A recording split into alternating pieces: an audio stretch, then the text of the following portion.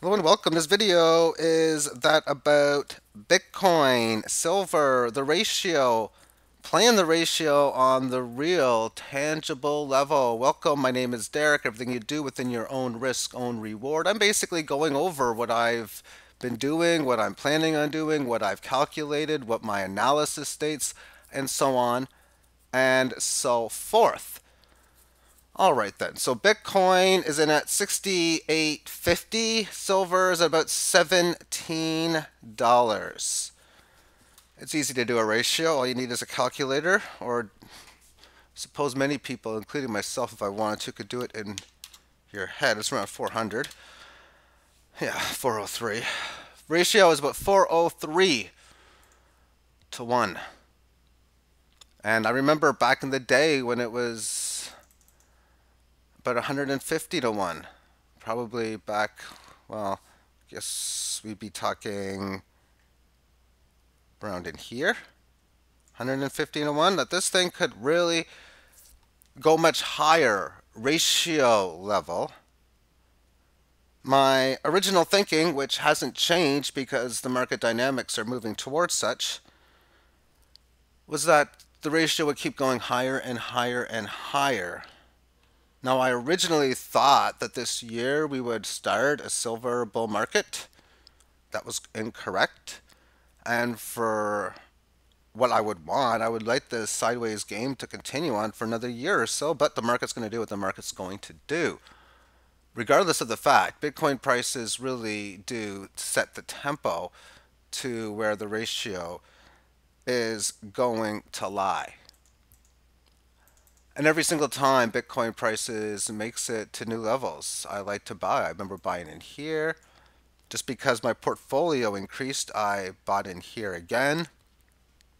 I would have bought on this rise somewhere. Probably twice somewhere, actually. And then I end up buying just recently. I'm trying to remember which levels it would have been on. Probably around right in here. It was on the 6,000 mark. Because I bought silver with Bitcoin, I actually used Bitcoin for real money, but I used Bitcoin for real money back in here when it was at this high. Because I was thinking at the time, you know what, I think Bitcoin's going to go higher, and I really don't need to get silver and using what I need for money. I mean, it feels as a Bitcoin holder that I'm living in a world of deflation. Everything's just getting so much cheaper in price, and it's a good feeling. It's a good feeling.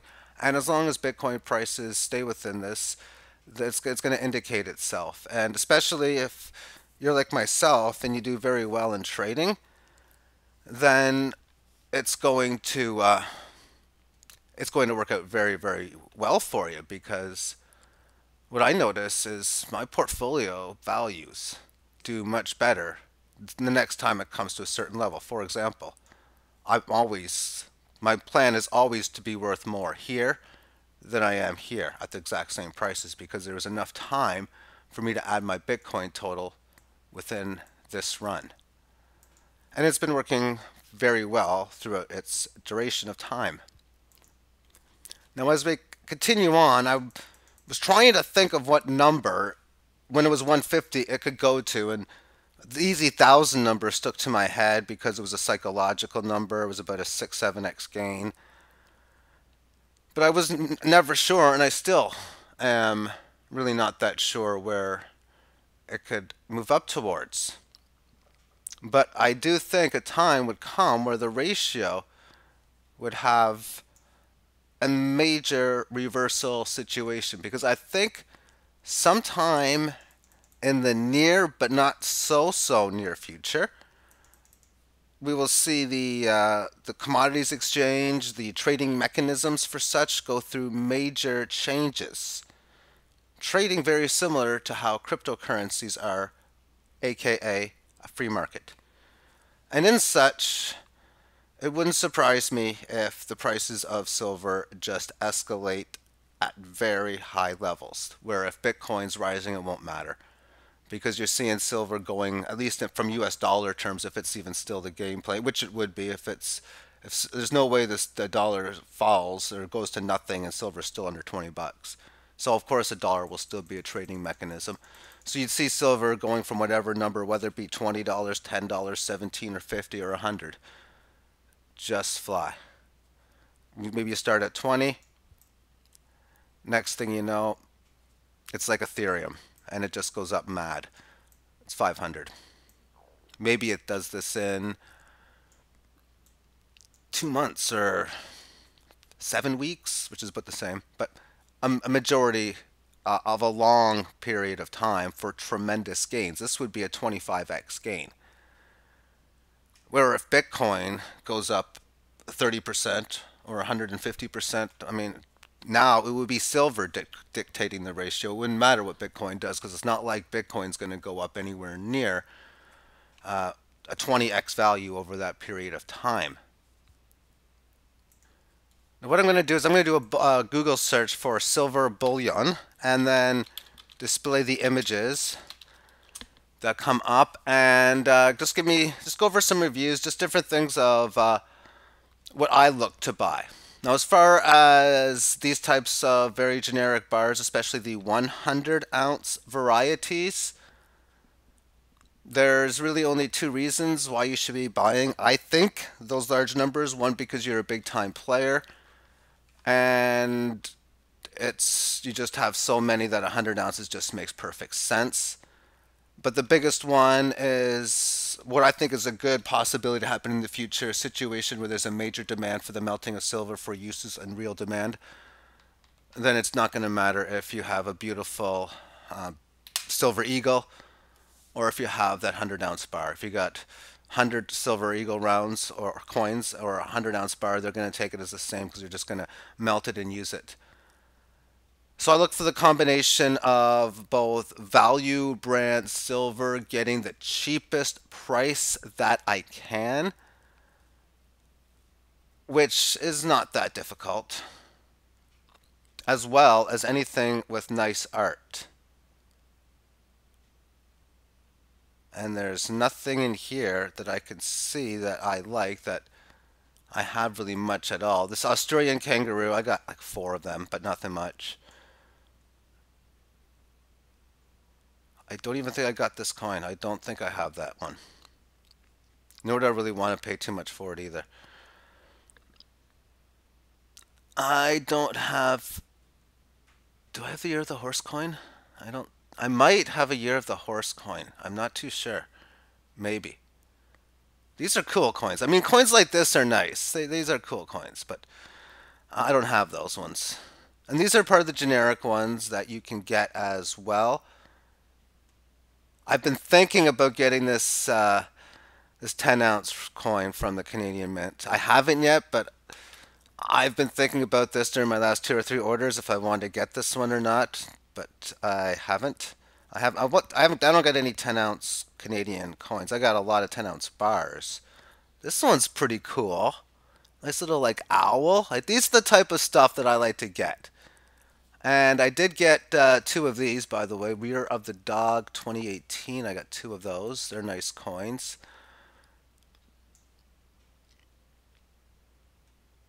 But I'll show you some of the ones that I do like. This 10-ounce bar from Silver Gold Bull, it's a spot price deal they have for anybody, I think, at least in Canada. And you only get 1 of them. But it's just part of getting value. I end up picking a few of these up, and I'm not advertising for them in any way. It's just people have asked me about silver purchases. These guys are very good for low and medium size buyers. They accept Bitcoin payments. So to me, that's what I'm looking for. But I do like this coin here, which is a replica of their old ones, the Canadian dollar coins, that is. 1 ounce assorted rounds. It's just decently priced, $23.19. This is Canadian prices, by the way. Canadian prices are $21.53 right now, but for 20 or more, it's $23.19, and $23.50 if you're going to get under that. You're basically just guaranteed to get silver, but it's a good price though. This is an exclusive within their own company, but it's a nice looking coin, and it's not that much to buy. The 2017. These are the types of things I'm looking for. Nice little art coins that don't cost me much. And even just, I've got this a while ago, but coins like this, don't mind having small varieties because there might come a day where I might want to open up a flea market sometime, and the more variety that I have, the better it is for such an idea. Then they have, and I don't like this one, I'll tell you why. Their choice of assorted sovereign mint uncirculated silver coins. I don't know what they're going to give me, so I don't know what size of a roll I'm going to need because they all have different sizes. And if you go out and buy, like, say, 25 of this, they'll automatically give you the roll as it is anyway. And I don't think they would here. So it makes, especially because the Canadian Maples is 25 size roll and a lot of the other ones might be 20. And then you get situations where you have to do a little bit of math, where you have like 1 ounce pre-owned Canadian Maple Leaf silver coin. This is somebody that sold it to them. And 25.32, 25.13, then you subtract 75 cents off of that. I don't know what the deals would be in the United States. This is a Canadian currency, of course. And I did pick up one of these Thor coins just because it looked cool. And I like to transition combination of both little more pricey and more economical as well. Now this one should be next on my list. I don't have this one. It's 29.06 for one, 28.44 for two. I might as well get two of them, and heck, 27.79 for five. But it looks like a nice looking coin. Now here's a 1 kg assorted silver bullion bar, 32.15 ounces. I bought one earlier, but notice the price of this is $7.51. I'll show you the 10-ounce bar that I bought. Rather, 1 kg bar. This is a few dollars more, and then this is $7.55. This is from the Republic Metals. But even things like this looks really, really cool. And it's not that bad of a price. 132.33, that works out to about 26 Canadian per ounce. Now the annoying thing about these Congo packages is they come in like a little case that's just annoying as anything. But it's still a nice coin, and yet to me, I have to eliminate the case. It's a terrible, terrible case. Something that you never would want to do if you're like trying to resell it, but it's really that bad. Just in case. Now I'm going to talk about these types of coins. I did buy only one of this within my most recent purchase. Some of these premiums can get really high. I don't see how I could buy this. 2015 1 ounce Chinese Panda silver coin, $43 for one, 172 for 10. That is relatively expensive. This is a nice looking coin here, a leopard. I'm getting this one next. That is beautiful. I don't got this one, but yeah, I just like to get coins like that. Also, whenever you get these nicely tight sealed packages like you can with coins like this, I always like that as well too. I ended up getting a roll of these ones, which is from Chris Dwayne's, a very interesting series of coins, but they were on sale to the point where they were not much more than regular generic coins, so I thought, yeah, let's pick up 20 of them, and I did. Now, I just picked up a 5 ounce Egyptian series relic coin recently. That's a very beautiful coin. This is the one that it is, this King Tut series. But if you look at its shape, it's very, very thick like this. And it comes in a nice box, and to me, I might get another one of these, or another one of its series. I was really impressed getting this one. Now let's go on to the 2001 Canadian Maple Leaf Flex Sealed Silver Coin, selling for $53.17. Sometimes when you make a buy, it's a really, really good buy. Because I made two purchases from Scotia Bank. One would have been right in here on this false breakout. And the next one would have occurred on the way down, but I think it was before the bottom, somewhere around here. I think it was around the 13 level, actually, is when I jumped in. I got years 2001 and 1991, a lot of them. That's basically what they mainly gave me. Thank you. But as this plays out, this has been sideways. It's been in this range since the earlier part of 2014, 3.5 years.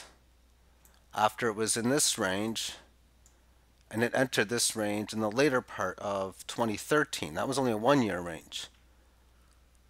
After about a 3-month decline, and then this range in here, which was from basically the start of 2011 to the end of 2013. So this is the segue periods it's went through. It's been, again, in this long process.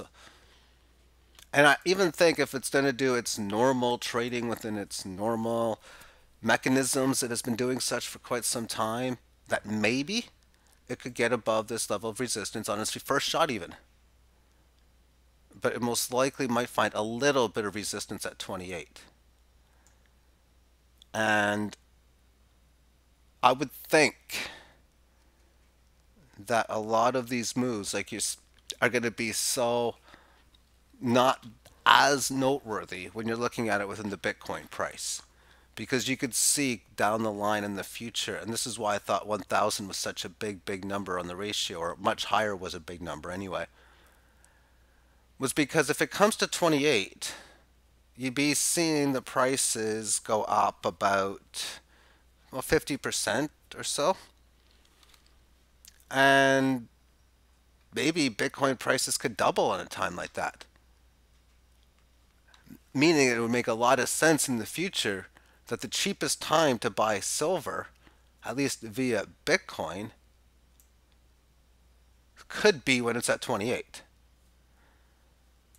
Because if something like that happens when the price of Bitcoin, say around $35,000, well, now we're looking at a ratio that is over 100 to 1, or 1,000 to 1 rather. And I will end this by drawing just some quick little trend lines, because you can see the symmetrical triangle formations coming into shape here.